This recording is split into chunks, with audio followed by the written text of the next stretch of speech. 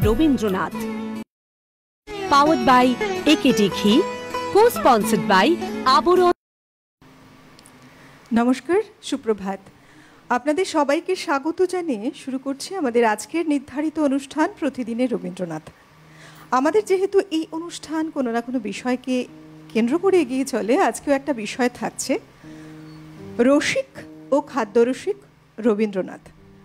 আসলে আমরা প্রত্যেকেই জানি রবীন্দ্রনাথ ঠাকুর খুব মজা করতে ভালোবাসতেন, রসিকতা করতে ভালোবাসতেন, এবং যদি বলি খাবারের ক্ষেত্রে বিভিন্ন রকম ওয়েস্টার্ন, ইন্ডিয়ান, নানা রকম কালচারের যে খাবার দাবার, এটাও কিন্তু শুরু হয়েছিল মূলত ঠাকুর পরিবার থেকে। সে বিষয়ে আমরা আলোচনা করব। আজকের বিষয়টা তাই থাকছে, সঙ্গে থাকছে গান, অনেক কথা। আপনারা তো রয়েছেন। আজকে আমার সঙ্গে যিনি বিশেষ শিল্পী রয়েছেন, আপনাদের খুব প্রিয় শিল্পী জানি, এবং আমারও খুব পছন্দের একজন শিল্পী, ডক্টর অর্পণ রক্ষিত। অনেক স্বাগত, সুপ্রভাত। সুপ্রভাত। গানে ফিরবো, গান কথা চলতেই থাকবে। এই গানকে যারা প্রত্যেক দিন সকালটি খুব সুন্দর করে সাজিয়ে তোলেন তাদের বাদ্যযন্ত্রের মাধ্যমে, আমাদের যন্ত্রসঙ্গীত শিল্পীরা, তাদের যে অবদান অনস্বীকার্য। কারণ সুরের সাথে তালের এক সুন্দর মেলবন্ধনে একটা খুব সুন্দর গান কিন্তু সেজে ওঠে, যা আমাদের মন ছুঁয়ে যায়। আমাদের সঙ্গে আজকেও রয়েছেন কিবোর্ড পিয়ানোতে অভিজিৎ দা, মৃগাঙ্কদা রয়েছেন তবলায় বিক্রম দা অক্টোপ্যাডে।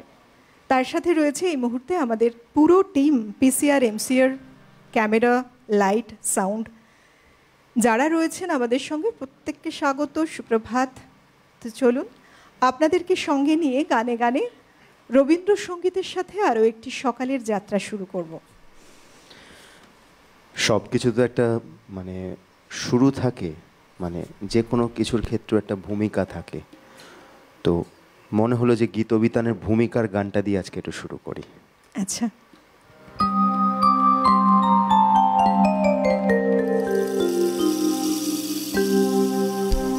প্রথম যুগের উদয় দিগঙ্গনে, প্রথম দিনের উষা নেমে এলো যবে, প্রকাশ পিয়াসে ধরিত্রী বনে বনে সুধায় ফিরিল, সুর খুঁজে পাবে কবে, প্রথম যুগের উদয় দিগঙ্গনে।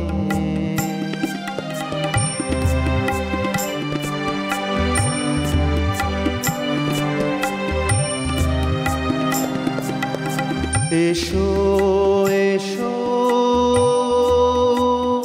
সেই নব সৃষ্টির কবি, নব জাগরণ যুগ প্রভাতের রবি। এসো এসো সেই নব সৃষ্টির কবি, নব জাগরণ যুগ প্রভাতের রবি। গানে এনেছিলে নব ছন্দের তারে, তরুণ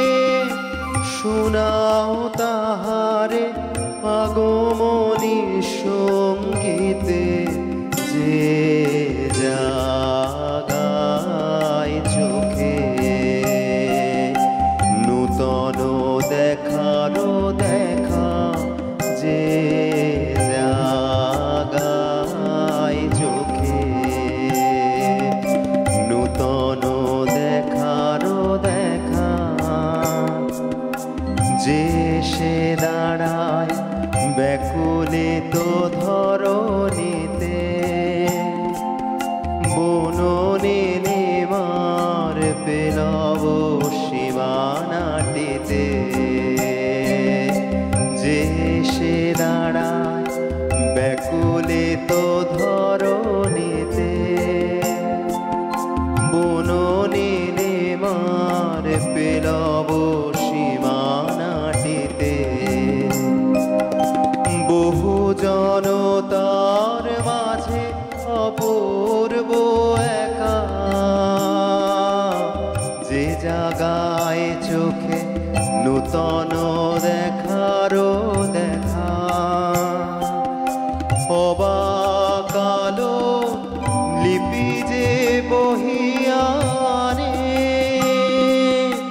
নিভৃত প্রহরে কবির চকিত প্রাণে, অবাকালো লিপি যে বহিয়ানে, নিভৃত প্রহরে কবির চকিত প্রাণে, নব পরিচয় বিরহ ব্যথা যে হানে, নব পরিচয় বিরহ ব্যথা যে হানে, বিহ্বল প্রাতে সঙ্গীত সৌরভে, দূরাকাশে অরুণিম উৎসবে, প্রথম যুগের উদয় দিগঙ্গনে,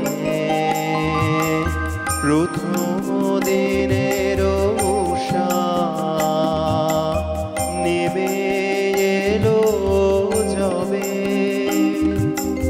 প্রকাশ পিয়াসী ধরিত্রী বনে বনে সুধায় ফিরিল, সুর খুঁজে পাবে কবে প্রথম যুগের উদয় দিগঙ্গনে।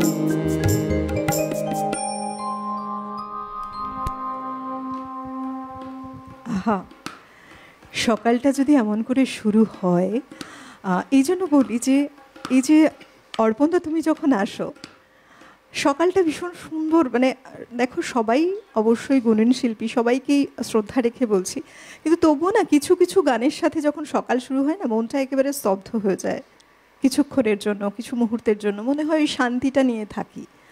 এই বিষয়টা তোমার গানের মধ্যে পেয়েছি এর আগেও, বেশ ভালো লাগলো। গীতবিতানের এই যে সৃষ্টি, দেখো 2000-এরও ওপরে গান সেখানে রয়েছে সংকলনে, এবং প্রত্যেকটি গান সেখানে যেমন প্রেম রয়েছে, ভক্তি, আধ্যাত্মিকতা, সমস্তটাই যে মানুষের মনের জীবনের অনুভূতি সেখানে কিন্তু একেবারে সুন্দরভাবে সংকলিত করা, তার কথা, কবিতা সমস্তটাই আমরা দেখতে পাই। তার এই লেখার যে বর্ণনা অদ্ভুতভাবে মানুষের মনে ধরা দেয়। কত সুন্দরভাবে কবি বলেছেন নতুনত্বের কথা, এটা বারবার উঠে এসেছে। নতুন যুগ, নতুন দিগন্ত, নতুন সৃষ্টি, নতুন রচনা, এই যা কিছু নতুন, নতুনত্বের ছোঁয়া আমরা বোধহয় পেয়েছি রবীন্দ্রনাথ ঠাকুরের হাত ধরে আরও বেশি করে। সব কিছুকে নতুন করে দেখতে শিখেছি আমরা, নতুন করে প্রেমে পড়তে শিখেছি সব কিছুর। তাই তো তিনি আমাদের অত্যন্ত প্রাণের কাছের মানুষ।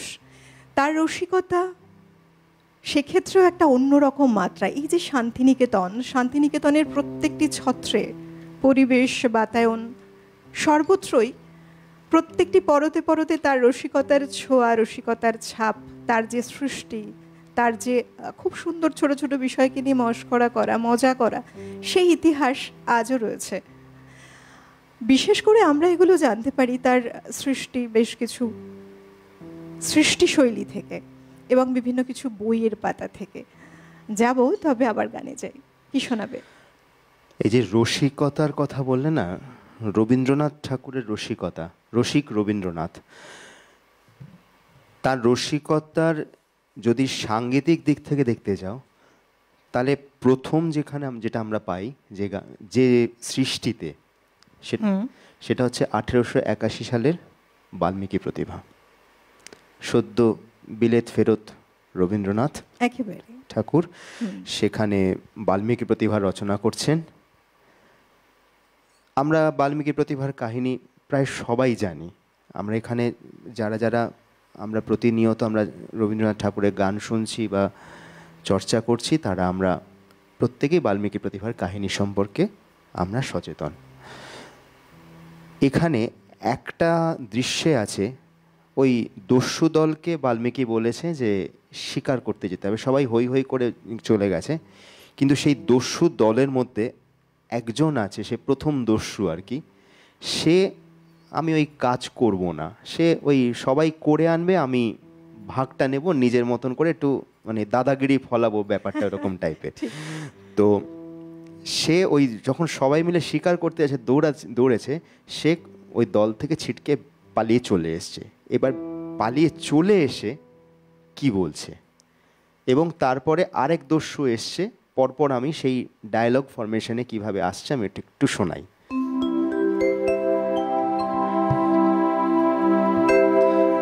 প্রাণ নিয়ে তো সটকেছি রে, করবে এখন কি, ওরে বড়া করবে এখন কি, বাবারে আমি চুপ করে এই কচু বনে লুকিয়ে থাকি, এই মরদের মুরদখানা দেখেও কি রে ভরকালি না, এই মরদের মুরদখানা দেখেও কি রে ভরকালি না, বাহবা বাহবা সাবাস তোরে, সাবাস রে তোর ভরসা দেখি, বাহবা সাবাস তোরে, সাবাস রে তোর ভরসা দেখি, প্রাণ নিয়ে তো সটকেছি রে, করবি এখন কি, ও রে বড়া করবি এখন কি।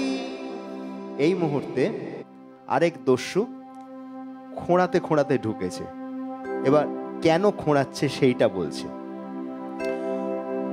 বলবো কি আর বলবো,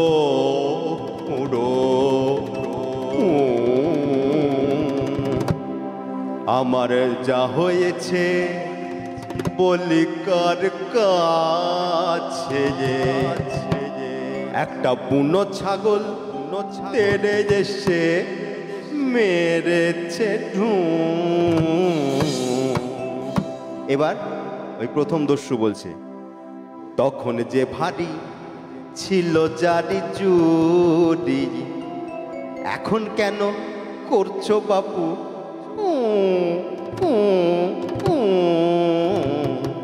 আরে কোনখানে লেগেছে বাবা দি একটু।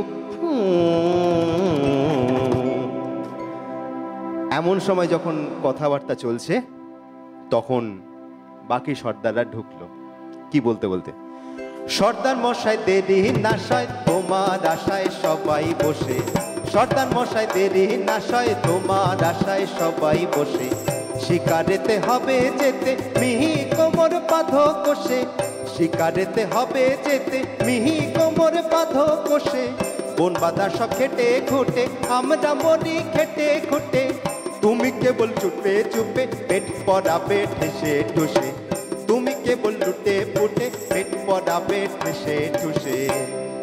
এবার প্রথম দস্যু, কাজ কি খেয়ে তোফাছি, আমায় কেউ না খেলেই বাঁচি, কাজ কি খেয়ে তোফাছি, আমায় কেউ না খেলে বাঁচি, শিকারেতে যায় কে মরতে,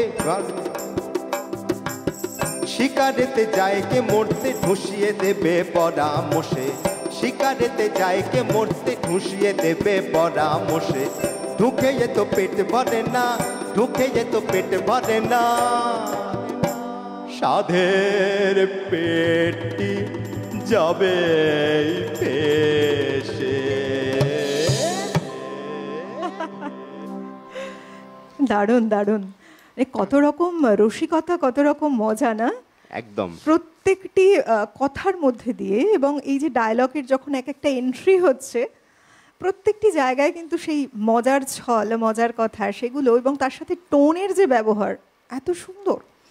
এই জন্য তো বলি যে দেখুন, আমার মনে হয় রসিকতা জীবনেও প্রয়োজন রয়েছে। এমনই রসিকতা থাকলেই তো হাসির রসদটা যোগায়। আর আমরা যখন হাসি, মন খুলে হাসি, মনটা কিন্তু অনেক ভালো করার একটা রসদও সেই হাসিটাই।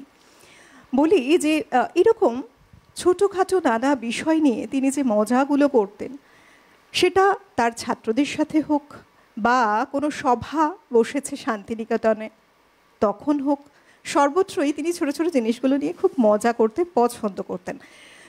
একটা সময় আমরা এটাও দেখেছি, তার যে শৈশব, রবীন্দ্রনাথ ঠাকুরের শৈশবে তিনি একটা হাতে লাঠি নিয়ে কি করতেন না, তার বাড়ির যে রেলিংগুলো রয়েছে তাদেরকে ছাত্র বানিয়ে শাসন করতেন হাতে লাঠি নিয়ে তিনি। ওটাও তার একটা খেলার সঙ্গী ছিল। এই যে লিডার, এই ব্যাপারটা তার মধ্যে সেই ছোট্টবেলা থেকে দেখেছি। তার খেলার ছলে শৈশবে তাকে তখন শিখিয়ে দেওয়ার নেই, তার মন থেকেই যেটা এসেছে, তার মধ্যেও কিন্তু খুব সুন্দর একটা অদ্ভুত ছল ছিল। একবার কি হয়েছে, প্রমথনাথ বিশ্বী, যিনি কথাশিল্পী প্রখ্যাত, তার ছাত্র, রবীন্দ্রনাথ ঠাকুরের ছাত্র, দুজনে মিলে হাঁটতে হাঁটতে শান্তিনিকেতনে বেরিয়েছেন। এবার পাশেই রয়েছে একটা কুয়ো, সেই কুয়োর কাছ থেকে যাচ্ছেন দুজনে মিলে। যেতে যেতে হঠাৎ করে রবীন্দ্রনাথ ঠাকুর থমকে দাঁড়ালেন, সঙ্গে তার শিষ্যটি অর্থাৎ ছাত্রটি প্রমথনাথ বিশ্বীও দাঁড়িয়ে। একটা গাছের দিকে তাকিয়ে রয়েছেন কবি, গাছের দিকে তাকিয়ে বললেন যে দেখো, এই যে গাছ দেখছো, চারা গাছটি আমি এনে লাগিয়েছিলাম, আমি মনে করেছিলাম এটা অশোক গাছ, কিন্তু যখন বড় হলো দেখলাম এটা আসলে অশোক গাছ নয়, এটা একটা গাব গাছ। তাই বোধ করি একবার ওনার দিকে তাকালেন, ছাত্রের দিকে তাকালেন এবং তাকিয়ে বললেন, আমার মনে হচ্ছে তোমাকেও আমি অশোক গাছ ভেবেই লাগিয়েছিলাম, কিন্তু বোধহয় তুমি গাব গাছই। এত ছোট ছোট মজা করতেন কবিগুরু রবীন্দ্রনাথ ঠাকুর। এই বিষয়ে যে তুমি যেটা বললে না, এরকম আরেকটা উদাহরণ আমি আজকে কয়েকটা বলবো সময় পেলে। একবার শ্বশুর বাড়িতে গেছেন রবীন্দ্রনাথ ঠাকুর, তো যথারীতি মানে ওনাকে বসতে দেওয়া হয়েছে, বাড়িতে জামাই মানুষ এসছে, তো তাকে মানে আসন চেয়ার দিয়ে বসতে দেওয়া হয়েছে। তো উনি প্রথম বসতে যাওয়ার আগে প্রথম কথা বললেন, মশাই এটি সজীব নয় তো? একদম, এটা সজীব নয়। সবাই বলছে যে চেয়ার তো জড় পদার্থ, কি করে সজীব হবে? বলছে চিন্তার কোনো কারণ নেই, আমি বলছি যে সজীব মানে ছাড় পোকা ভর্তি নয় তো। এই হচ্ছে রবীন্দ্রনাথ ঠাকুর আসলে। পরে একটা গান, বিবাহ উৎসব বলে একটি গীতিনাট্য রচনা হয়েছিল, সেই গানে সেখানকার একটা গান একটু শোনাই।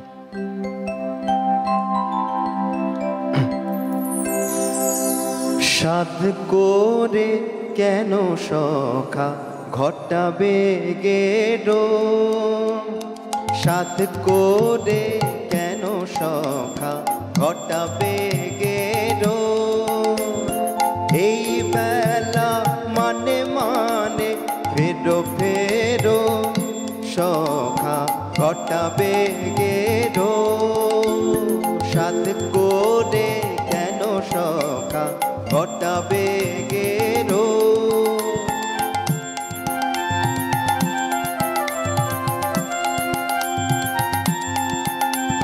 পলক যে নাই আখির পাতায়, তোমার মনটা কি খরচের খাতায়,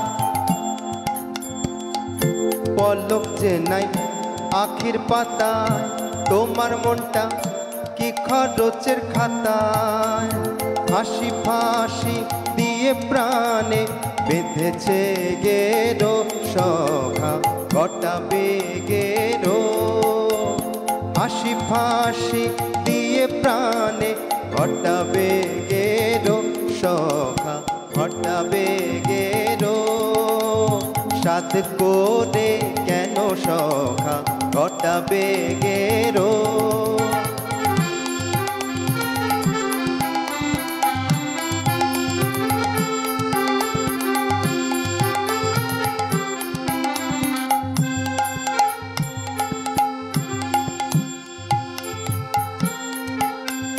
পলক যে নাই আখির পাতায়, তোমার মনটা কি খরচের খাতায়। পলক যে নাই আখির পাতায়, তোমার মনটা কি খরচের খাতায়। হাসি ফাঁসি দিয়ে প্রাণে বেঁধেছ গেরো, হাসি ফাঁসি দিয়ে প্রাণে বেঁধেছে গেরো। সখা ঘটাবে গেরো, ফাঁস করে কেন সখা ঘটাবে গেরো। এই বেলা মানে মানে ফেরো ফেরো, সখা ঘটাবে গেরো। সাধ করে কেন সখা ঘটাবে গেরো, সাধ করে কেন সখা ঘটাবে গেরো।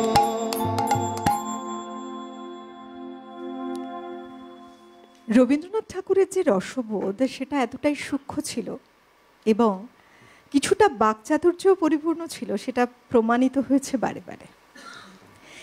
এবং সত্যি বলতেই তাই যে তার যে লেখা, রচনা, গান সব কিছুতেই কথার এবং ছোট ছোট বিষয়কে নিয়ে কৌতুক করার একটা অদ্ভুত মেলবন্ধন ছিল। যদি একটা ছোট্ট ঘটনা জানো তো মনে পড়ছে এই মুহূর্তে অর্পণদা, একটা সময় গান্ধীজি এবং রবীন্দ্রনাথ ঠাকুর কোনো একটা দিনে একই সাথে দুজন প্রাতরাশে বসেছেন। তো প্রাতরাশ করতে করতে গান্ধীজি যেরকম খাবার খাচ্ছেন সকালে, তার যেরকম রেগুলারের একটা লাইফ, আমরা যেরকম সকালে ধরো প্রাতরাশ প্রত্যেকের একটা কিছু না কিছু থাকে, তিনি যেটা খাচ্ছেন সেটা খাচ্ছেন। পাশাপাশি রবীন্দ্রনাথ ঠাকুর বেশ লুচি, তার সাথে আরও বেশ কিছু খাবার যেগুলো সাজিয়ে নিয়ে বসেছেন, সেই খাবারটাই তিনি খাচ্ছেন লুচির সাথে। মহাত্মা গান্ধী বললেন যে আপনি কি খাচ্ছেন গুরুদেব?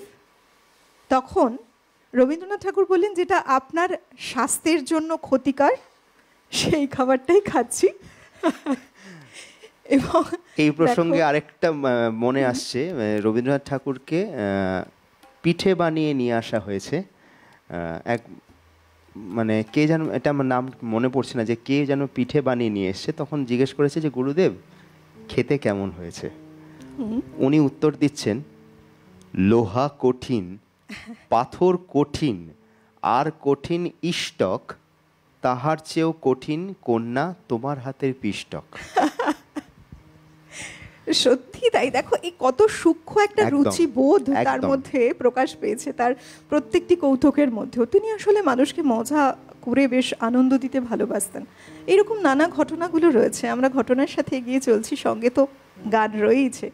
চলুন আবার একটা গানেই যাই, বিবাহ উৎসবেরই আরেকটা গান একটু শোনাই।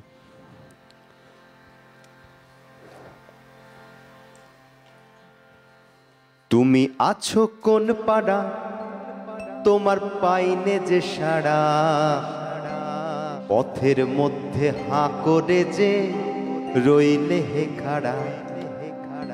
তুমি আছো কোন পাড়া, তোমার পাইনে যে সাড়া, পথের মধ্যে হাঁ করে যে রইলে হে খাড়া। তুমি আছো কোন পাড়া, তোমার পাইনে যে সাড়া, পথের মধ্যে হাঁ করে যে রইলে হে খাড়া।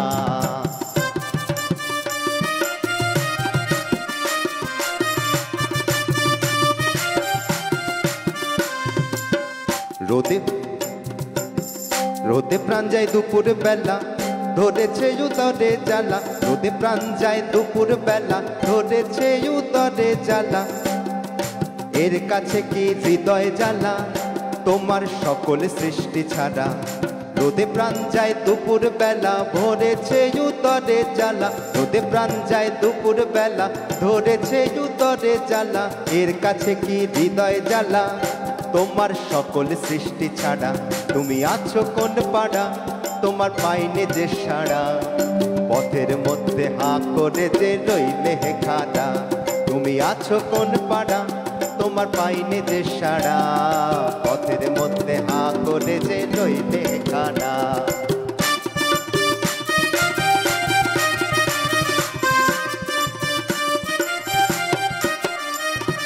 রাঙা অথর নয়ন কালো ভরা পেটেই লাগে ভালো, রাঙা অথর নয়ন কালো ভরা পেটেই লাগে ভালো। এখন পেটের মধ্যে নাড়িগুলো দিয়েছে তাড়া, এখন পেটের মধ্যে নাড়িগুলো দিয়েছে তাড়া। তুমি আছো কোন পাড়া, তোমার পাইনে যে সাড়া, পথের মধ্যে হা করে যে রইলে খাড়া, পথের মধ্যে হা করে যে রইলে খাড়া, আহা পথের মধ্যে হা করে যে রইলে খাড়া। খাদ্য রসিক রবীন্দ্রনাথ কতখানি ছিলেন। এই যে খাদ্য এবং রসিক, মানে খাদ্যের সাথে যেমন রসিকতা ছিল, আবার তার কথার মধ্যেও সেই রসিকতাটা একেভাবে বজায় রেখে কত সুন্দর একের পর এক পরিবেশন করেছেন তার সৃষ্টির।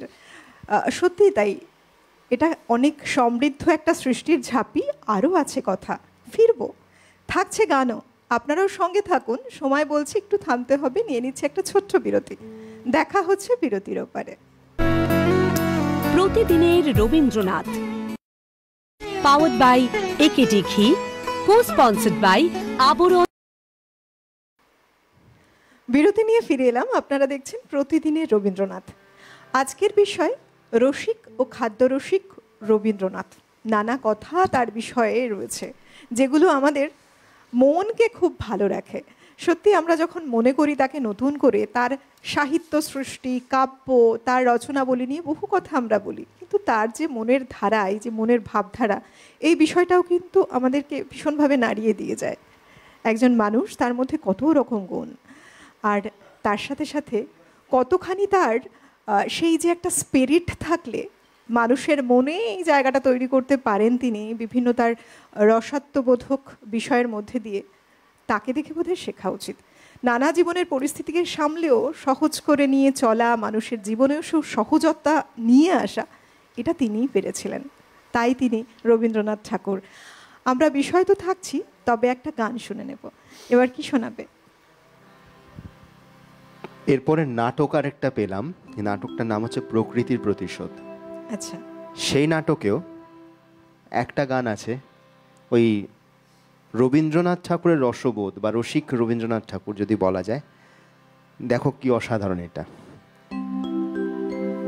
প্রিয়ে তোমা ঢেকি হলে যেতেম বেঁচে ঢেকি, হলে যেতেম বেঁচে ঢেকি, হলে যেতেম বেঁচে রাঙা চরণ তলে নেচে নেচে ঢেকি, হলে যেতেম বেঁচে ঢেকি, হলে যেতেম বেঁচে।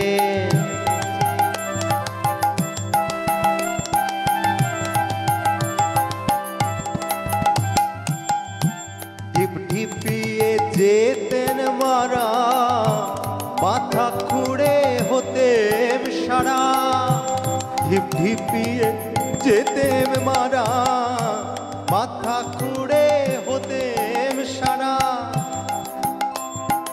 কানের কাছে কচকচিয়ে মানটি তোমার নিতেম যেচে, কানের কাছে কচকচিয়ে মানটি তোমার নিতেম যেচে ঢেকি, হলে যেতেম বেঁচে ঢেকি, হলে যেতেম বেঁচে।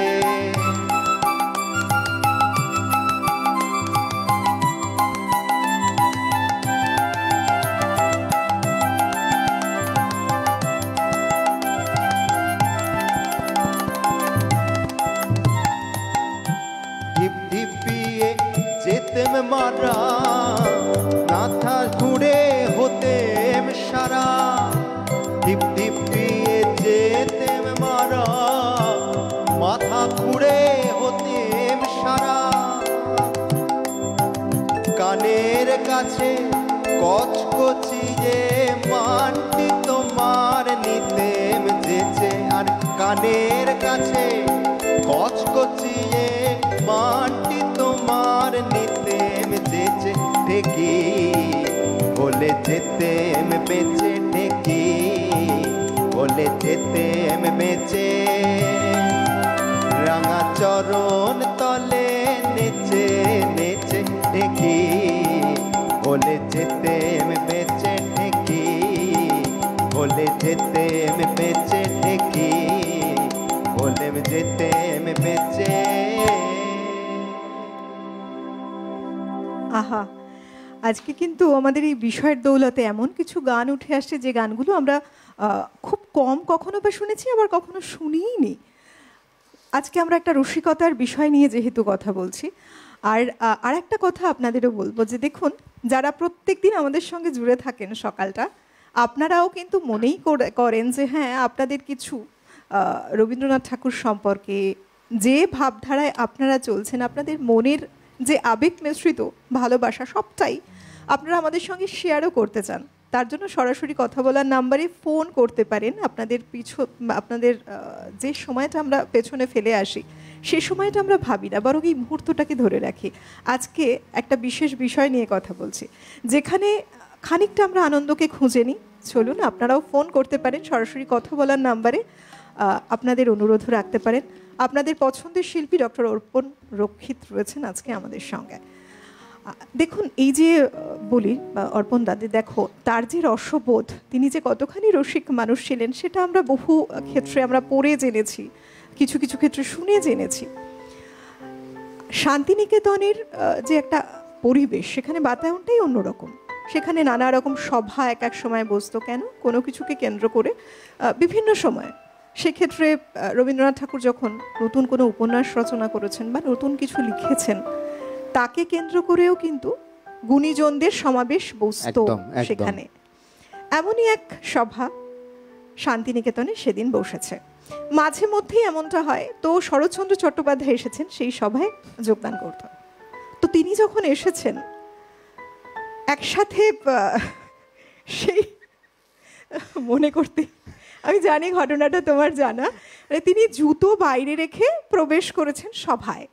এবং এই যে জুতো বাইরে রেখে প্রবেশ করা, ফেরার সময় ফিরে দেখছেন জুতোটি আর নেই, যথারীতি চুরি হয়ে গেছে। কি করা? অগত্যা পরের দিন যখন আবার আসেন তিনি সভায় যোগদান করতে, জুতোটিকে খুব সুন্দর করে কাগজে মুড়ে বগল দাবা করে নিয়ে সেখানে শরৎচন্দ্র চট্টোপাধ্যায় এলেন, সভায় যোগদান করলেন। অর্পণদা হেসেই যাচ্ছে। তখন রবীন্দ্রনাথ ঠাকুর সেটা বুঝতে পারলেন, সেটা খেয়াল করলেন। তিনি বললেন, আচ্ছা শরৎ, তোমার বগলে ওটা কি? ওটা কি পাদুকা পুরাণ? এই কথা শুনে সভায় উপস্থিত সবাই হো হো করে হেসে উঠলেন, যে কতখানি রসবোধ তার থাকলে এমনভাবে খুব সুন্দর করে একটা ছোট্ট বিষয়কে, এই যে সবার কথা যেটা বললে না, আমি আরেকটা আমার মনে পড়লো হঠাৎ করে, যে ওরকমই এক সভা হচ্ছে, জগদানন্দ রায় শান্তিনিকেতনের সেই সময়কার শিক্ষক, তিনি এসছেন। এবার হঠাৎ করে রবীন্দ্রনাথ ঠাকুর সবার সামনে বললেন, আপনি আজকাল খুব ভুল করছেন, আপনাকে দণ্ড পেতে হবে। সবাই ভয় পেয়ে গেছে যে ব্যাপারটা কি হলো। উনি হঠাৎ করে উঠে গেলেন, উঠে ফিরে এসে হাতে একটা লাঠি, বলছেন, এই নিন আপনার দণ্ড, কালকে এটা ভুলে ফেলে রেখে চলে গেছিলেন। দণ্ড পেতে হবে, একদম। সে সত্যিই তো, তাকে দণ্ডটা ফিরিয়ে দিলেন, কত সুন্দর করে কৌশলে, মজার ছলে কথাটা বললেন। চলো আবার গানে যাই। গান রবীন্দ্রনাথ ঠাকুর লিখেছেন, তো আমরা সবাই তো গাই প্রায়, কিন্তু যারা গাইতে পারে না তারাও, তাদেরও তো ইচ্ছে করে যে আমরাও একটু গান করি। ঠিক সেই শ্রেণীর জন্য তারা বললেন যে আমরা গান গাইতে চাই, আমাদের জন্য চাই। তো হৈ হৈ শঙ্খ বলে একটা প্রতিষ্ঠা হলো শান্তিনিকেতনে। তো তাদের উদ্দেশ্য নিয়ে এরকম কয়েকটি গান রবীন্দ্রনাথ রচনা করেছিলেন। তার মধ্যে একটা গান, যে গাইতে পারে না, তিনিও, মানে আমরা যেমন গান সঙ্গীতের জন্য দেবী সরস্বতী আরাধনা করি, তারাও আরাধনা করছে। কিরকম? কাঁটা বন্য বিহারিণী সুরকানা দেবী তারি পদ সেবী করি তাহারি ভজনা কাঁটা বন্য বিহারিণী সুরকানা দেবী তারি পদ সেবী করি তাহারি ভজনা পদকণ্ঠ লোকবাসী আমরা কচনা করি তাহারি ভজনা কাঁটা বন বিহারিণী সুরকানা দেবী তারি পদ সেবী করি তাহারি ভজনা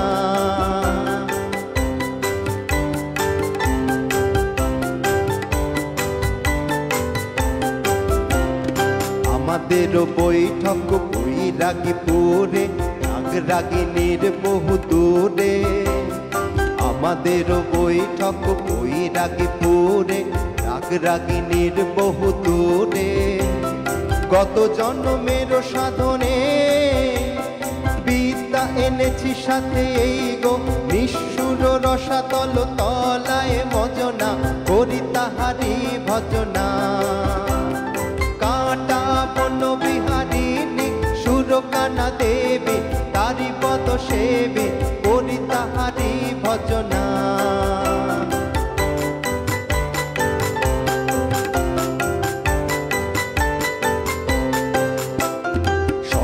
পুরুষ গেছে ভাঙা তম্বুরা রয়েছে মরছে ধরি বেসুর বেতুরা ভাঙা তম্বুরা 17 পুরুষ গেছে ভাঙা তম্বুরা রয়েছে মরছে ধরি বেসুর বেতুরা ভাঙা তম্বুরা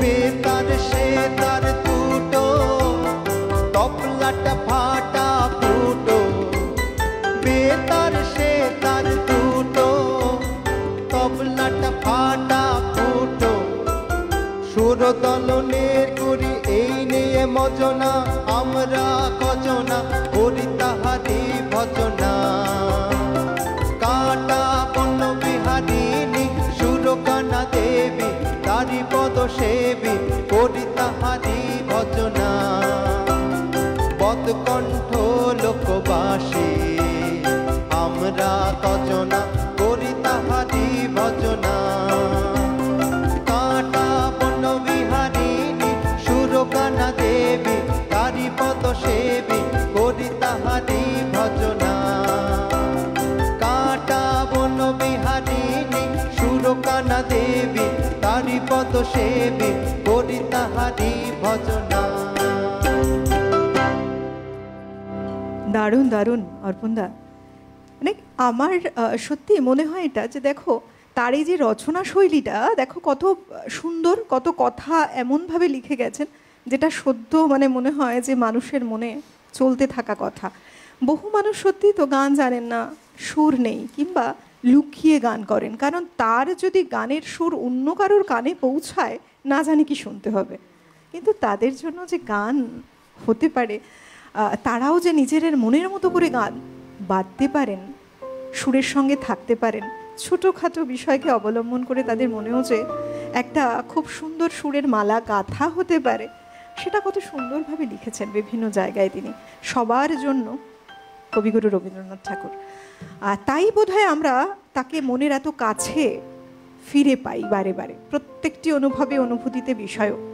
এবং তারই যে মজা করার যে বিষয়টা ছিল, আর একটা কথা আমার খুব মনে পড়ছে জানো তো অর্পণদা, সেবারও শান্তিনিকেতনে একটা সভা বসেছে। আর এই যে সভা শান্তিনিকেতনে বসেছে, বহু মানুষ এক জায়গায় জড়ো হয়েছেন, জড়ো হয়ে বিষয়টা বলবো, তবে কোনো বন্ধু অপেক্ষা করছেন, একটু ফোনটা নেন। একদম একদম। নমস্কার, সুপ্রভাত। হ্যালো, কে রয়েছেন? হ্যালো, টিভি সাউন্ডটা বন্ধ করে টেলিফোনে। হ্যাঁ, হ্যালো, বলুন। হ্যাঁ, আমি রুমি চক্রবর্তী বলছি আসানসোল থেকে। বলুন, কেমন আছেন? হ্যাঁ, আমরা ভালো আছি। আপনাদের অনুষ্ঠান তো আমি প্রতিদিনই দেখি, কিন্তু মানে সময় অভাবে আর ফোন করার আমি আর সময় করতে পারি না। কিন্তু আমি অর্পণ বাবুর কাছে দুটো গানের অনুরোধ করছি। হ্যাঁ বলুন। একটি হচ্ছে ও ভাই কানাই কারে জানাই দুঃসহ মোর দুঃখ। একদম। আর একটি খাদ্যের গান হচ্ছে কত কালো রবে বলো ভারত রে, ডালো ভাত জল পথ্য করে। একদম, হ্যাঁ। এই দুটো গানের মধ্যে একটা কিন্তু আমায় আগে শোনাতেই হবে ভাই। আচ্ছা, নিশ্চয়ই শোনাবো। আমার অনেক বয়স, আমি 70 বছরের মহিলা। আমার প্রণাম নেবেন। আচ্ছা, প্রণাম নেবেন আমারও। খুব ভালো থাকুন, সুস্থ থাকুন, এই কামনা রইল। অনেক ধন্যবাদ। আপনারা আপনাদের ভালোবাসা দিয়ে জুড়ে আছেন বলেই আমাদের সকালগুলো এত সুন্দর হয়ে ওঠে। সঙ্গে থাকুন। এই যে সবার কথা বলছিলাম, আমি আবার বিষয়ে ফিরি। আসলে মনের মধ্যে ঘুরছে বিষয়টা অনেকক্ষণ ধরে। দেখো, সেবারও শান্তিনিকেতনে এরকমই এক সভা বসেছে। মাঝে মধ্যে বিভিন্ন বিষয়কে কেন্দ্র করে এই সভা বসার রিওয়াজ ছিল রীতিমতো তখন। সেই সময় বহু মানুষ সেখানে উপস্থিত হয়েছেন। যে ঘরটা সভাগৃহ হিসেবে ওই সময় ঠিক করা হয়েছে, যেখানে সভাটা হবে, প্রত্যেকে এদিক ওদিক তাকাচ্ছেন। সেখানে প্রত্যেকটি শৈলীতে এত সুন্দর জাঁকজমকপূর্ণ একটা বিষয় রয়েছে। সবাই খুব খুশি এবং আলোচনা করছেন নিজেদের মধ্যে, বাহ কি সুন্দর, বিভিন্ন জিনিসের প্রশংসা করছেন, ঘরের এপাশ ওপাশ দেখে সব কিছু নিয়ে। কবির কানে সে কথা পৌঁছলো। কবি শুনলেন।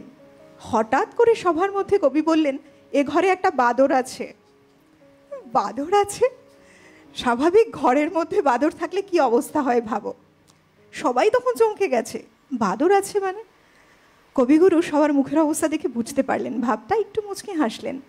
মুচকি হেসে বললে, আরে আমি বলেছি বাদর আছে এই ঘরে, বাদর আছে। দেখছো না ডান দিকে একটা দরজা, বাদিকেও একটা বাদর আছে। মানে বা মানে বাদিক আর দৌড় মানে দরজা। সেটাকে বলতে গিয়ে সবাইকে চমকে দিলেন কবি সবার মধ্যে। আরেকটা ঘটনা আমি একটু তো মানে আলোচনার প্রসঙ্গে বেরিয়ে আসছে, সেটা হচ্ছে সাহিত্য সভা হয়েছে, সেখানে বিখ্যাত শিকারী কুমুদ চৌধুরী এসছেন। উনি বাঘ শিকারের গল্প বলছেন। তো সবাই মিলে সবাই রোমাঞ্চিত ওইভাবে বাঘ শিকারে। তো সবাই মিলে এবার রবীন্দ্রনাথকে জিজ্ঞেস করেছেন, আপনি কোনোদিনও বাঘ শিকার করেছেন? হ্যাঁ। রবীন্দ্রনাথ বলছেন, একটা দুটো নয়, বোধহয় গুণে শেষ করা যাবে না। সবাই হকচকিয়ে গেছে যে রবীন্দ্রনাথ ঠাকুর বাঘ শিকার করেছেন। একজন ভয়ে ভয়ে জিজ্ঞেস করেছেন যে আপনি সত্যি বাঘ মেরেছেন? উনি হেসে যখন, আরে আমি বাঘ মানে BUG বাঘ বলেছি, মানে ছাড় পোকার কথা বলেছি, কুমুদের মতো টাইগার আমি মারিনি আজ অব্দি। রসিকতায় ভরপুর একজন মানুষ, প্রাণবন্ত মানুষ। ওই হই হই সংঘেরই যারা গাইতে পারে না, তাদের সামনে যখন কোনো একজন গাইয়ে চলে আসে, কিরকম হয়? পায়ে পড়ে শোনো ভাই গাই যে, পায়ে পড়ে শোনো ভাই গাই যে, মোদের পাড়ার থোড়া দূর দিয়ে যাই যে, পায়ে পড়ে শোনো ভাই গাই যে, পায়ে পড়ে শোনো ভাই গাই যে।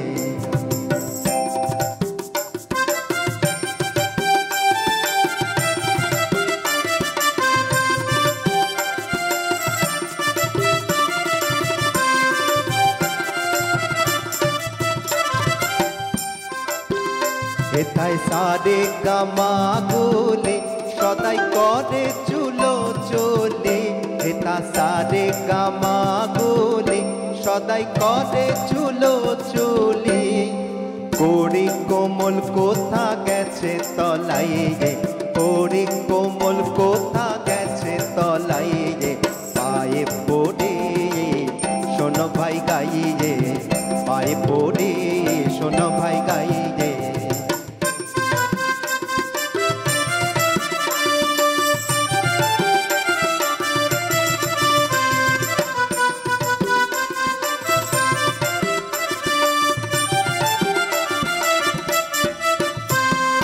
হেথা আছে তাল কাটা বাজি রে, বাধা বেশে কাজি রে, হেথা আছে তাল কাটা বাজি রে, বাধা বেশে কাজি রে, চৌতালে থামারে কে কোথায় ঘামারে, চৌতালে থামারে কে কোথা ঘামারে, মেরে কেটে দাদা দাদাই যে, মেরে কেটে দাদা দাই যে, পায়ে পড়ে শোনো ভাই গাই যে, পায়ে পায়ে পড়ে শোনো ভাই গাই রে, মোদের পাড়ার থোড়া দুধ দিয়ে যাই রে, পায়ে পড়ে শোনো ভাই গাই রে, পায়ে পড়ে শোনো ভাই গাই রে, পায়ে পড়ে শোনো ভাই গাই রে, পায়ে পড়ে শোনো ভাই গাই রে।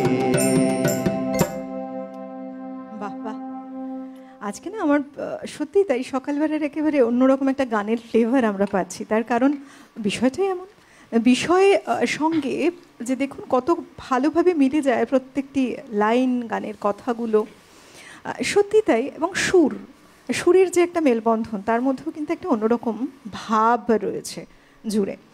এই যে রবীন্দ্রনাথ ঠাকুর একটা সভা ছিল, তিনি সভা যেটা তৈরি করেছিলেন, একটা ক্লাব বলা চলে, যার নাম খামখেয়ালি সভা। কি অদ্ভুত না নামটা, খামখেয়ালি সভা।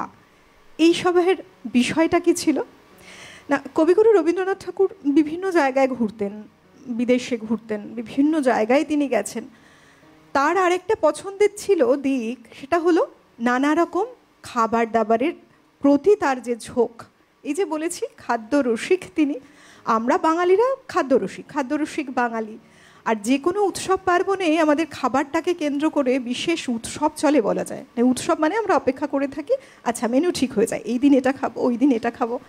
এই বিষয়টা কিন্তু ঠাকুর বাড়িতেও ভীষণভাবে প্রচলিত ছিল। মূলত ঠাকুর পরিবার এমন একটি ঐতিহ্যবাহী পরিবার, সেখানে সমস্ত কিছুর যেরকম একটা সৃষ্টি বলি, সেই আধার ধরা হয়। এক্ষেত্রেও আমরা বিভিন্ন রকম রান্না বান্না যা কিছু শৈলী, সেখান থেকে অনেকটাই কিন্তু রয়েছে যেগুলো একেবারে বইয়ের পাতায় খুব সুন্দর করে লেখা, নানা রকম পদ রয়েছে সেক্ষেত্রে। আর খাদ্যরসিক ছিলেন রবীন্দ্রনাথ ঠাকুর, তার অবদান থাকবে না কি করে হয়, বরং অনেকটা বড়, অনেক বিষয় জুড়ে অনেকখানি তার একটা যোগসূত্র তো ছিলই বলবো। তবে বন্ধু রয়েছেন, নমস্কার, সুপ্রভাত। হ্যাঁ হ্যালো, হ্যালো, হাওড়া শিবপুর থেকে, হাওড়া শিবপুর থেকে বলছি। আমি কৃষ্ণা চ্যাটার্জি। আমি কোনোদিন প্রোগ্রামে ফোন করিনি, তো আমার ফোনে এই প্রথম, আমার 69 বয়স। আওয়াজটা একটু বাড়বে। হ্যাঁ, আমি রবীন্দ্রসঙ্গীত খুব ভালোবাসি, নজরুল গীতি আমি গেয়েছি ছোটবেলায়, আগেও গেয়েছি, এখনো গাই, একাই গাই। এই ধরনের গান আমি কোনোদিন শুনিনি, এই প্রথম শুনলাম, খুব ভালো লাগলো। আর ওর গান তো ভীষণ ভালো লাগে, খুব ভালো লাগে। সত্যি তাই। আমার ছেলেরই বলছি, ছেলেই বলবো, খুব ভালোবাসি ওকে, আমি ভীষণ ভালোবাসি ওকে। এই প্রথম আমার জীবনে, এই এতখানি বয়সে প্রথম আমি টিভিতে কথা বললাম, ওই আমার প্রেরণা, ওই আমার সব। রাখছি, সবাই ভালো থেকো। খুব ভালো লাগলো আমাদেরও আপনার সাথে কথা বলে। খুব ভালো থাকুন, এভাবেই জুড়ে থাকুন। সত্যি তাই। দেখো, আমরা যদি বলি, আমরা যদি রবীন্দ্রনাথ ঠাকুরের দিকটা দেখি, আমাদের বিভিন্ন মানুষকে মানে ঐক্য স্থাপন তিনি কিন্তু করেছেন সমস্ত ক্ষেত্রে, জাতি ধর্ম নির্বিশেষে প্রত্যেকটা মানুষকে কত সুন্দর করে আত্মার আত্মীয় করে তুলেছেন, একে অপরের সাথে মিলিয়ে তুলে ধরেছেন। এই যে আমাদের গান যখন পরিবেশন হয়, তার মধ্যেও সেই বিষয়টা কিন্তু রয়েছে। আর ওপার থেকে যখন বন্ধুরা আমাদের সঙ্গে জোড়েন, এটাও মনে হয় কত দূরে রয়েছেন কত মানুষ, তবুও আমাদের সঙ্গে জুড়ছেন, তাদের মনের ভাব কথা শেয়ার করছেন। এটাও যেন কোথাও আমরা আবদ্ধ হচ্ছি, একটা ভালোবাসার আঙ্গিক আমাদের তৈরি হচ্ছে। ভালো লাগলো। দেখো, এই যে বলছিলাম খামখেয়ালি সভার কথা, বলি তবে একটু গানে যাই আগে, গানটা শুনে বলি। চল গানে যাই আগে। এই যে যারা গাইতে পারে না, আমার মনটা একটু খামখেয়ালি হয়ে গেল, একটু গান শুনে নি। একদম, এই যে যারা গাইতে পারে না এরকম আছে, কিন্তু মানে অনেক সময় হয় না যে মানে অল্প বয়সে বান্ধবীকে ইমপ্রেস করার যে একটা ব্যাপার থাকে, সেইটাতে কিন্তু গান গাইতে পারি না, কিভাবে করছে সেইটা শুনি। আমি গান গাইতে পারি না, কিন্তু বান্ধবীকে গান গেয়ে ইমপ্রেস করতে হবে, সেইটা কিন্তু সেই দুঃখটা কিভাবে হবে বোঝাচ্ছে। ও ভাই কানাই কারে জানাই দুঃসহ মোর দুঃখ, ও ভাই কানাই কারে জানাই দুঃসহ মোর দুঃখ, 3টে 4টে পাশ করেছি নই নিতান্ত মূর্খ, তিনটে চারটে পাশ করেছি, নই নিতান্ত মূর্খ। এই বড় মোর দুঃখ কানাই রে, এই বড় মোর দুঃখ। ও ভাই কানাই কারে জানাই, দুঃসহ মোর দুঃখ।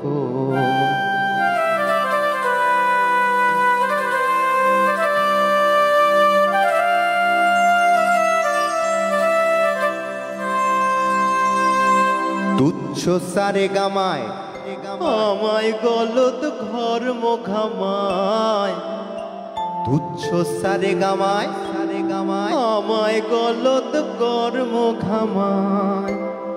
বুদ্ধি আমার যেমন নিঠোক, কান দুটো নয় সূক্ষ্ম।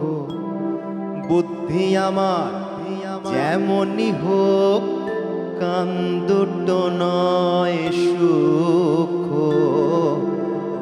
এই বড় মোর দুঃখ কানাই রে, এই বড় মোর দুঃখ। ও ভাই কানাই কারে জানাই, দুঃসহ মোর দুঃখ।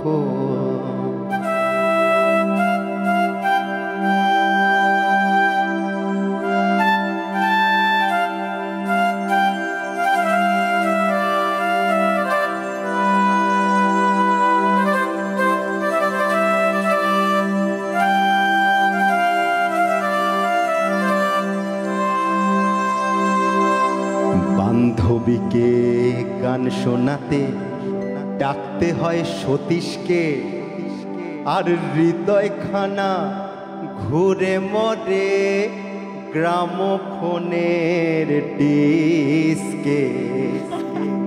বান্ধবীকে গান শোনাতে ডাকতে হয় সতীশকে, আর হৃদয়খানা ঘুরে মরে গ্রামোফোনের ডিস্কে।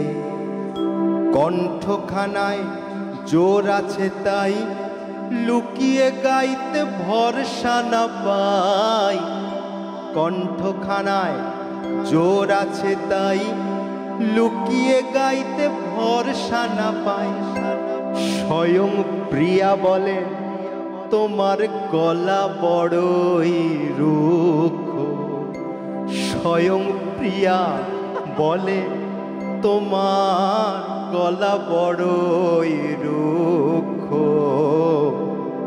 এই বড় মোর দুঃখ কানাই রে, এই বড় মোর দুঃখ। ও ভাই কানাই কারে জানাই, দুঃসহ মোর দুঃখ।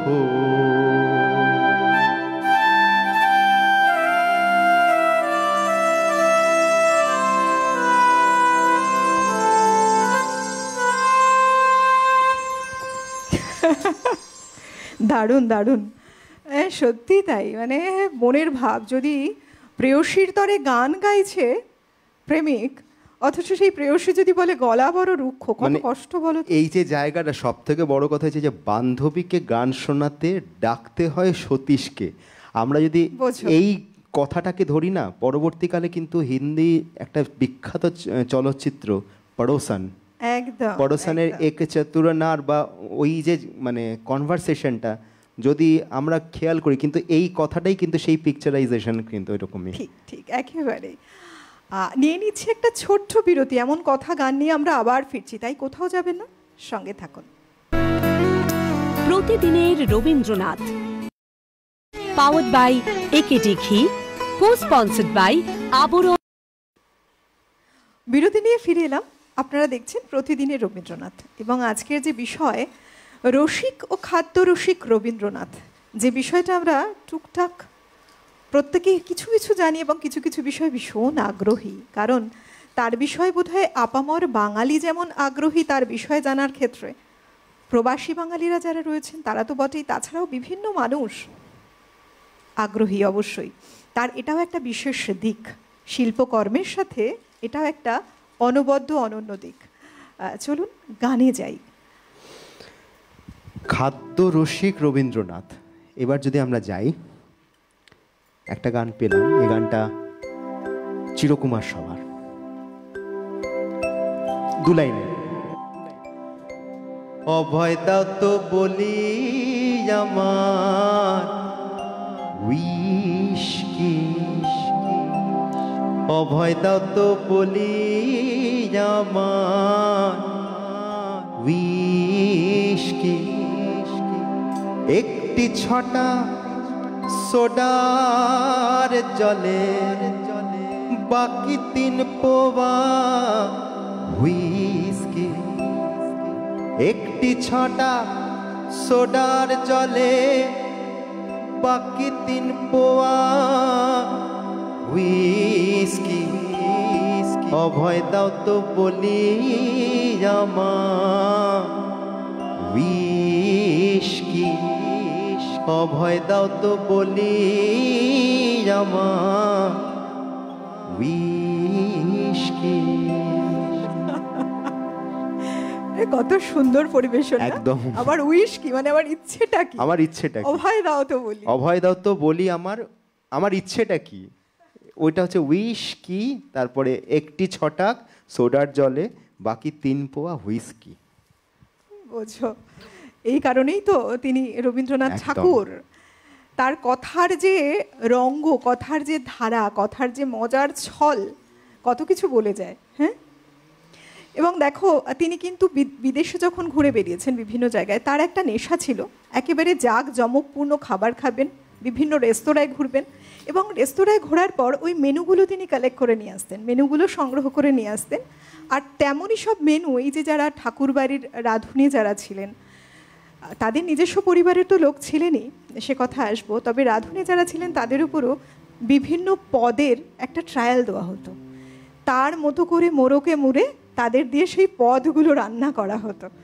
এমনই রসিকতা ছিল তার খাবার দাবার নিয়েও, এবং তিনি নিজে স্বয়ং যেমন বৈচিত্র্যপূর্ণ খাবার খেতে ভালোবাসতেন, বাঙালিয়ানা খাবার, সেক্ষেত্রে কি না ছিল, মরুলা মাছের ঝোল, সেদ্ধ ভাত, আবার যদি বলি শুক্তো, ইলিশ ভাপা, এই জিনিসগুলো যেমন খুব পছন্দ করে খেতেন, তার পাশাপাশি আবার দেখা যায় যে এই যে বলি আমিষ নিরামিষের একটা অভূতপূর্ব মেলবন্ধন, সব কিছুই তিনি ভালোবাসতেন।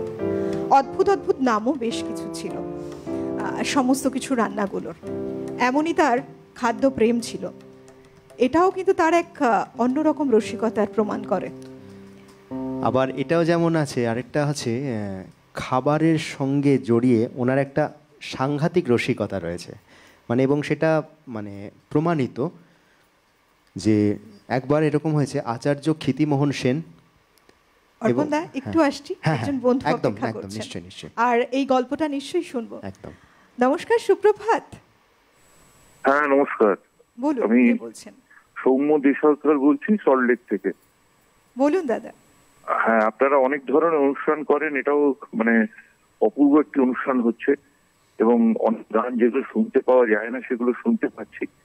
মানে যেহেতু রবীন্দ্রসঙ্গীত নিয়ে প্রোগ্রাম হচ্ছে, আমি একটা ছোট্ট কথা বলতে চাই, মানে কেউ কিছু মনে করবেন না, সেটা হচ্ছে গিয়ে যে ওটা বাকি 3 পোয়া হুইস্কি নয়, মানে যেহেতু অনেকে শুনছেন এটা চলে যাবে অনেকে, এটা পাকি মানে পয়াকার, মানে পাক করি, মানে অভয় দাও তো বলি আমার হুইস্কি, একটি ছটাক সোটার জলে পাকি 3 পোয়া হুইস্কি।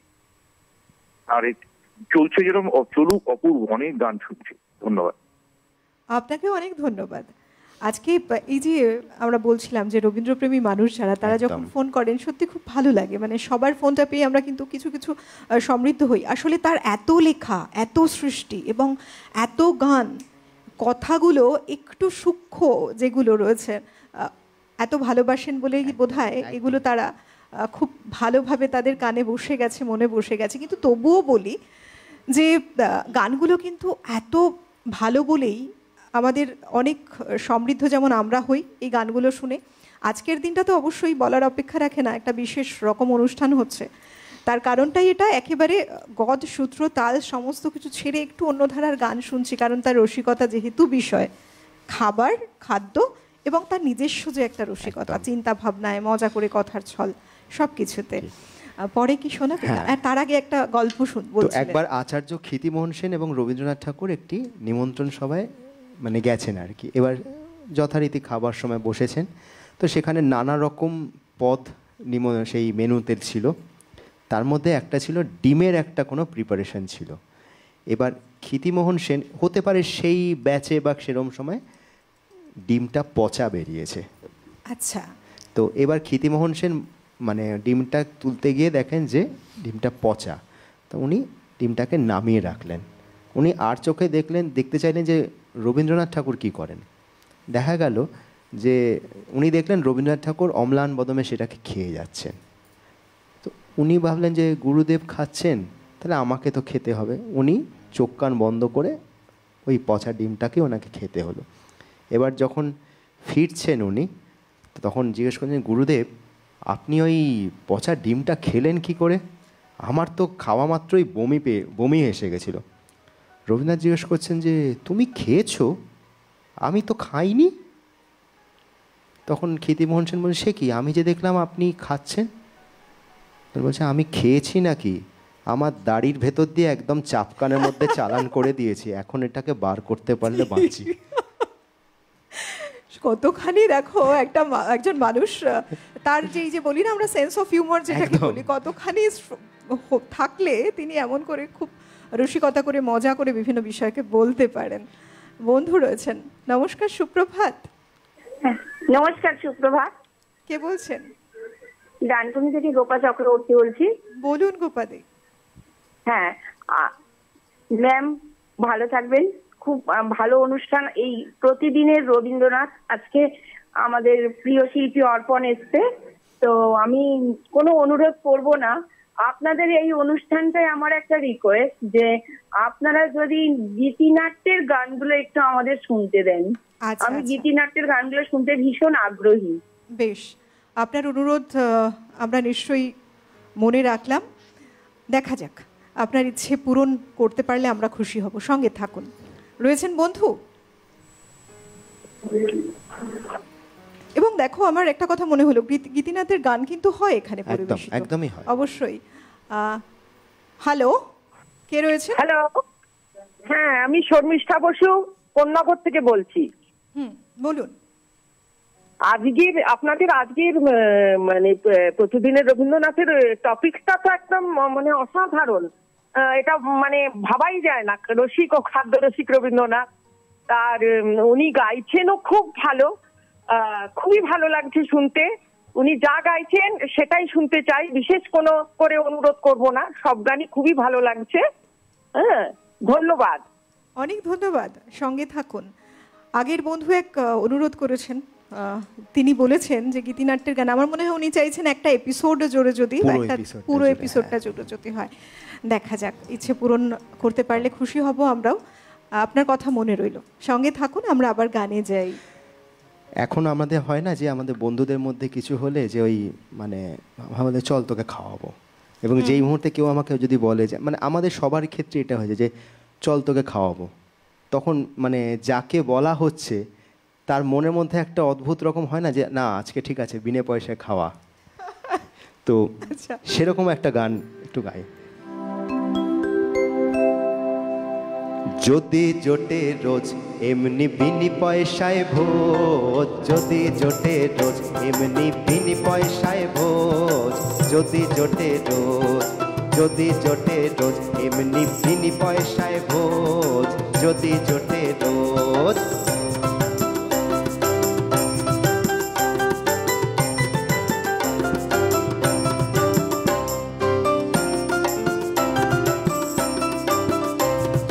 ডিশের পরে ডিশ শুধু মটন কারি ফিশ, ডিশের পরে ডিশ শুধু মটন কারি ফিশ, সঙ্গে তারি হুইস্কি সোডা দু চার রয়্যাল ডোজ, যদি জোটে রোজ এমনি বিনি পয়সায় ভোজ, যদি জোটে রোজ এমনি বিনি পয়সায় ভোজ, যদি জোটে রোজ।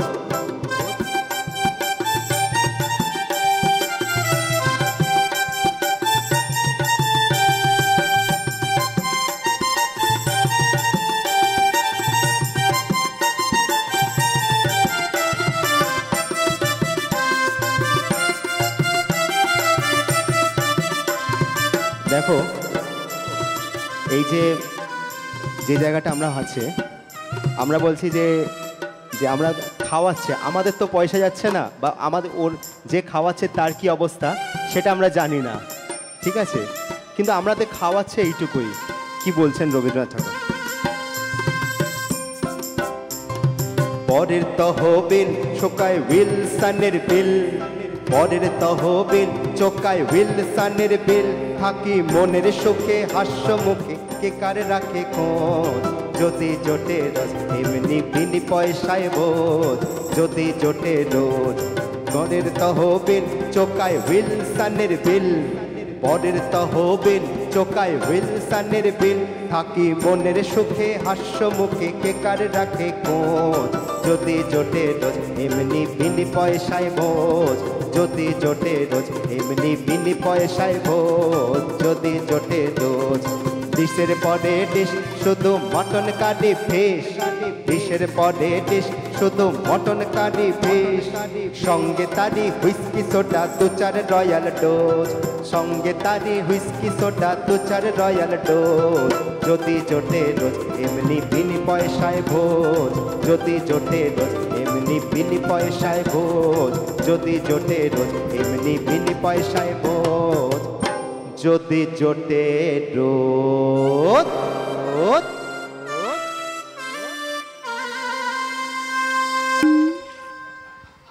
আমার একটা কথা মনে পড়ে গেল, জানো তো, মানে সত্যি তাই, এই যে বন্ধু বান্ধবদের মধ্যে আড্ডার আমেজ, তাই করতে করতে যদি এরকম কোনো প্রপোজাল আসে, চল আজকে একটা ট্রিট দেব, কত কিছু যাকে বলে না মনের মধ্যে কত কিছু চলতে থাকে ওই সময়। এটা খুব মজার একটা ব্যাপার, বন্ধু বান্ধবদের মধ্যেই বোধহয় এমন একটা মজার রসদ আমরা খুঁজে পাই, তাই না? আর কত রকম এক্সপেকটেশন থাকে, তারপরে গিয়ে দেখলাম। আর সেই ক্ষেত্রে আমার মনে হয় রবীন্দ্রনাথ ঠাকুরের মতো যদি রসিক বোধ সম্পন্ন একজন মানুষ হন, তিনি তার বন্ধুদের সাথে কত না কতভাবে এটা নিয়েও রসিকতা হয়তো করেছেন, যেটা আমাদের জানার বাইরে রয়েছে এখনো। বা তবে বুঝি, একটুখানি অন্তত অনুভবে বুঝতে পারি যখন তার বিষয়ে শুনি, যে তিনি কত রকম ভাবে, কত দিক থেকে মানুষের সাথে রসিকতা করতে পছন্দ করতেন, মানুষকে মজা দিতেন তিনি মনে।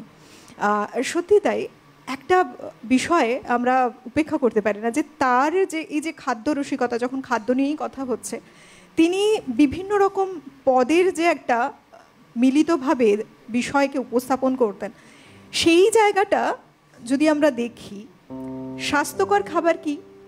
স্বাস্থ্যকর খাবার একেবারে যেটা সহজে হজম হয় এমন কিছু সহজপাচ্য খাবার, একেবারে সেক্ষেত্রে তিনি সরল থেকে সরলীকৃত খাবার যেগুলো রয়েছে সেটা খেতেন। বাঙালির যে ঐতিহ্য বহনকারী এমন কিছু খাবার সেটা পছন্দ করতেন।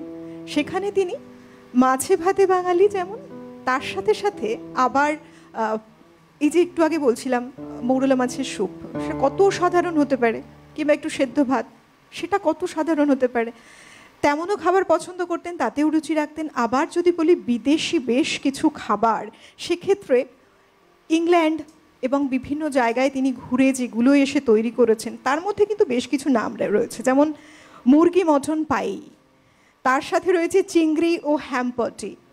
আবার যদি দেখি ব্রেড ক্রম্ব দিয়ে রোস্ট, হল্যান্ড উইথ টমেটো স্যুপে ক্রিম এবং স্যামন, এগুলো পুরো সব কিছু কিন্তু বিদেশি খাবার। এই বিদেশি খাবারগুলোতেও তার ছিল সমান রুচি। আর এই যে একটা ভাবধারা, প্রত্যেকে তো কোনো কিছু একটা সৃষ্টি করেন, তিনি যে মানুষের মধ্যেও এই যে ভাবনাগুলোকে নিয়ে এসেছেন, আজকের সময় দাঁড়িয়ে আমরা অত্যাধুনিক হতে গিয়ে আমরা মনে করছি অদ্ভুত অদ্ভুত কিছু রান্না দেখতে পাচ্ছি, আসলে কিন্তু এখান থেকে উৎপত্তি নয়, বরং বহু আগের থেকে ঠাকুর বাড়ি থেকে শুরু হয়েছিল এই বিভিন্ন ধরনের রান্নার পথ চলা, প্লেটে বিভিন্ন রকম খাবারের সুসজ্জিত হয়ে ওঠা, এটা সেই ঠাকুর বাড়ি থেকে। গানে যাই। তুমি যে খাবারের কথা বললে না, রবীন্দ্রনাথ ঠাকুরের রসবোধের মধ্যেও কিন্তু এই যে খাবার নিয়ে বলতে গিয়েও কোথাও গিয়ে একটা ওই সোশ্যাল মেসেজ কিন্তু সবসময় ছিল, থাকতো। তো সেরকমই একটা গান রবীন্দ্রনাথ ঠাকুর, আমরা আরেকটা আমাদের রসবোধের ক্ষেত্রে একটা বিরাট বড় জায়গা হচ্ছে প্যারোডি গান। আমরা এটা খুব অবাক ব্যাপার যে রবীন্দ্রনাথ ঠাকুরও কিন্তু প্যারোডি রচনা করেছেন। একেবারেই গোবিন্দচন্দ্র রায় হিন্দু মেলা উপলক্ষে একটি গান রচনা করেছিলেন। কত কালো পরে বল ভারত রে, দুঃখ সাগর সাতরি পার হবে, কত কালো রবে বল ভারত রে। রবীন্দ্রনাথ চিরকুমার সভায় এই গানটাকে একটা প্যারোডি মতন করে উনি করলেন, কিন্তু তার মধ্যে একটা সোশ্যাল মেসেজ। কি বলছেন রবীন্দ্রনাথ? কত কালো রবে বল ভারত রে, শুধু ডাল ভাত জল পথ্য করে, কত কালো রবে বল ভারত রে, শুধু ডাল ভাত জল পথ্য করে, কত কালো রবে বল ভারত রে।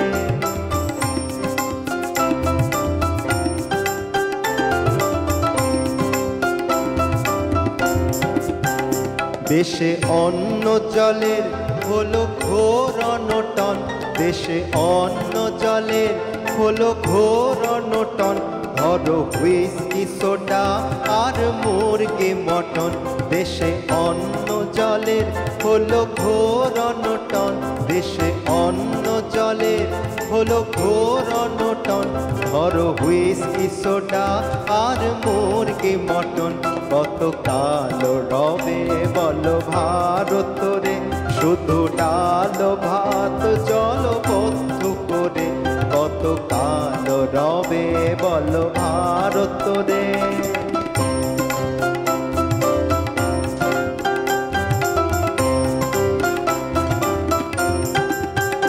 যাও ঠাকুর চৈতন্য চুটকি নিয়া, যাও ঠাকুর চৈতন্য চুটকি নিয়া, এসো দাড়ি নাড়ি কলি মতি মিয়া, এসো দাড়ি নাড়ি কলি মতি মিয়া, কত কালো রবে বল ভারত রে, শুধু ডাল ভাত জল পথ্য করে, কত কালো রবে বল ভারত রে, শুধু ডাল ভাত জল পথ্য করে, কত কালো রবে বল ভারত রে, শুধু ডাল ভাত জল পথ্য করে, কত কালো রবে বল ভারত রে। বাহ, এই যে ঠাকুরবাড়ির নানা রকম রান্না, নানা রকম পদ, এই নিয়ে হেমেন্দ্রনাথ ঠাকুর ছিলেন রবীন্দ্রনাথ ঠাকুরের মেজ সেজদা, এবং তার কন্যা প্রজ্ঞা সুন্দরী দেবী তিনি কিন্তু ঠাকুরবাড়ির নানা রকম এই যে পদ যে রান্না হতো তা নিয়ে একটা বই রচনা করেছিলেন, একটা বই লিখেছিলেন, যেটা আমিষ ও নিরামিষ আহার এই নামে পরিচিত, এবং সেখানে ঠাকুরবাড়ির নানা রকম রান্নার পদের উল্লেখ রয়েছে খুব সুন্দরভাবে। এই যে বলি না যে খাদ্যরসিক আমরা যারা, খাদ্যরসিক মানুষ আমরা যারা, রবীন্দ্রনাথ ঠাকুর বাঙালি বলে আমরা গর্ববোধ করি, কারণ আমরাও বাঙালি। তিনি মানে এমনই তৈরি করেছেন আমাদের ভারতবর্ষকে, বিভিন্ন জায়গায় এমনভাবে উপস্থাপন করেছেন বলা ভালো, যাতে আমাদের গর্বের মাথা উঁচু হয়ে যায়। এবং তিনিও বাঙালি একজন মানুষ, খাদ্যরসিকতা নিয়ে নানা কথা রয়েছে তার, নানা বিষয়কে আজকে উল্লেখ করলাম, কিন্তু বহু বিষয় এমন রয়েছে আরও জানার, কিন্তু সময়ের সাথে চলে তো একটা সময় থামতে হয়। আমাদের সেই আজকের অনুষ্ঠান থেকে বিদায় নেওয়ার সময় এসে গেছে, তাই অনেক ধন্যবাদ জানাবো অর্পণদা তোমাকে। আজকে বেশ কিছু এমন গান শুনলাম যে গানগুলো আমরা সহজে শুনি না কখনো। ধন্যবাদ জানাবো আমাদের যন্ত্রসঙ্গীতে যারা রয়েছেন প্রত্যেকে, এবং অল ওভার টেকনিক্যাল টিম যারা আমাদের সঙ্গে এই মুহূর্তে জড়ে রয়েছেন, PCR, MCR, light, sound, camera, তারা রয়েছেন যারা, প্রত্যেককে ধন্যবাদ। সর্বোপরি আপনাদের ভালোবাসায় আমাদের সকাল এক একটা সকাল অন্যরকম মাত্রা পায়, সুরের সাথে গানের সাথে। খুব ভালো থাকুন প্রত্যেকে, অনেক ধন্যবাদ। চলুন গানে গানে আজকের মতো আজকের অনুষ্ঠান থেকে বিদায় নিচ্ছি। এই যে আমরা রসিক রবীন্দ্রনাথ এবং খাদ্য রসিক রবীন্দ্রনাথ এই বিষয়ের মধ্যে নিয়ে না আজকে গেলাম, একটা পথের সন্ধান তো আমরা পেলাম, সেই আনন্দটা নিয়ে আমরা শেষ করি আজকে। আমার এই পথ চাওয়াতে আনন্দ, আমার এই পথ চাওয়াতে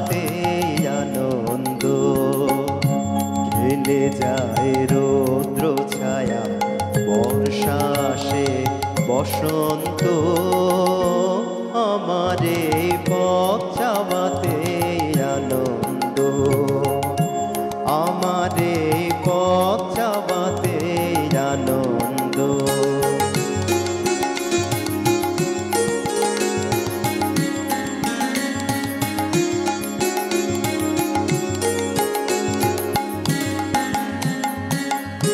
কারা এই সমক দিয়ে আসে যায় খবর নিয়ে, কারা এই সমক দিয়ে আসে যায় খবর নিয়ে, খুশি রই আপন মনে বাতাস বহে, বাতাস বহে সুমন্দ, আমারে পথ চাওয়াতে আনন্দ, আমারে পথ চাওয়াতে আনন্দ।